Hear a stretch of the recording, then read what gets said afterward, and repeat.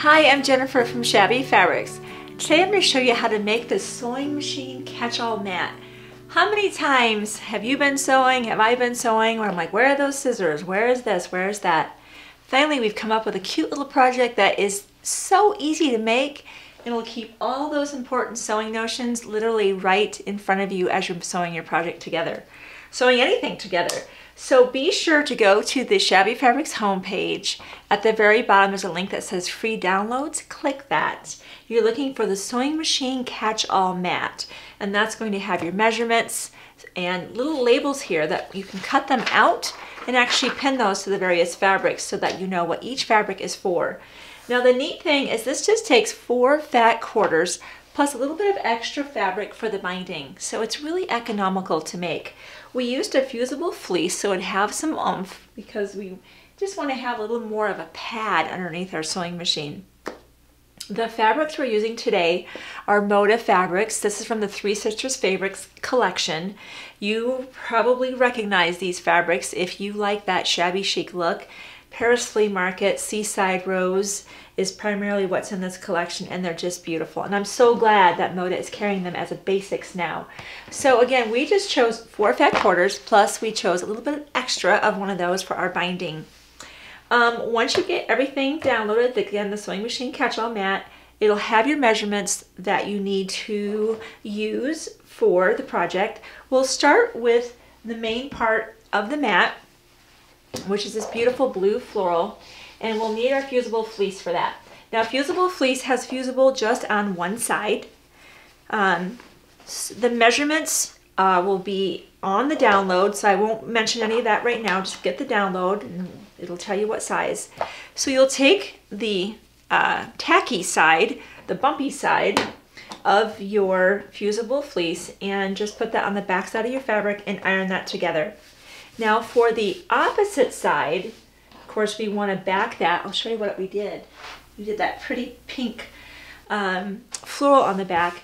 We used the quilt basting spray. Now don't be tempted to just spray this indoors. It's really fumy and it can be kind of sticky. So we like to cover our work surface with maybe newspaper, a trash bag, you know, kind of laid out. In any case, cover your workspace, spray that on, and then on goes the fabric on the back. Of course, this will be all sticky. Lay that down. I like to smooth that out starting from the center. Okay, so you get the idea. You basically make a quilt sandwich at that point. Now we went ahead and we quilted ours. We thought that would be a lot of fun. It gives it just kind of a neat little dimension. There's no rhyme or no reason you could just do free motion quilting. You could just stipple it. You could go ahead and draw some lines. Don't have a friction pen here, but you could just draw some lines and just do some quilting. So go ahead and quilt it. That's always a really neat touch. The next thing you'll do once you have that together is you decide on where you want these pockets to be. So decide on your notions.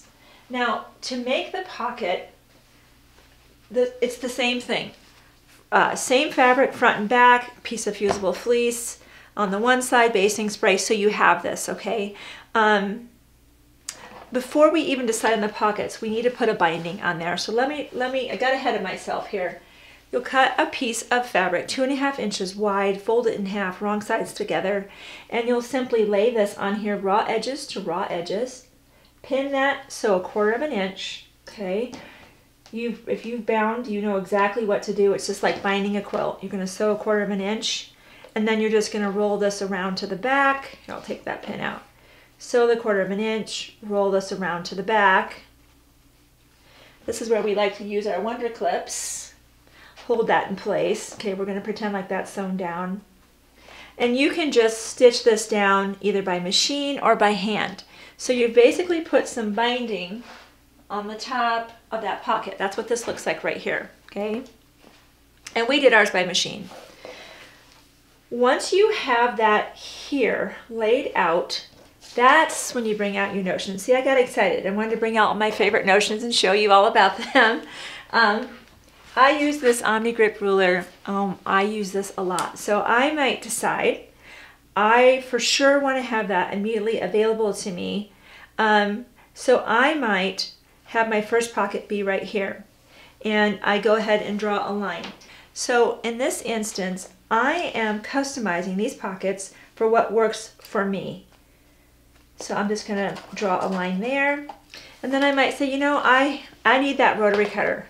I might make a pocket, say right here.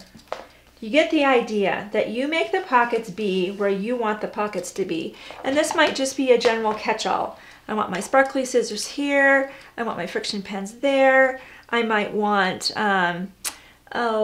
some kind of other glue pen, or I have one of my turning tools, seam ripper. Goodness knows I use that. This might be my catch-all caddy. You get the idea. Now take this to the sewing machine. Of course, we would pin this together, as you would expect. And you'll take this to the sewing machine and you're going to sew right up that line and stop right beneath that binding, just tucked in right there. Reinforce that because those pockets are going to be coming open, right, a lot. So make sure you reinforce the beginning and the end, and you can take this to the iron and iron away that friction pen and it's going to be gone. Once that's done, the only thing left to do at that point is you'll make some binding and you'll go ahead and start anywhere, probably on the side, and I've recorded a whole series on different binding techniques. Those will be available at the end of this video, so if you don't know how to bind, you'll be able to use one of those techniques and be able to apply your binding all the way around your project, tack it to the back, sew it down by machine or hand, and that's all there is to making this adorable sewing mat from Shabby Fabrics.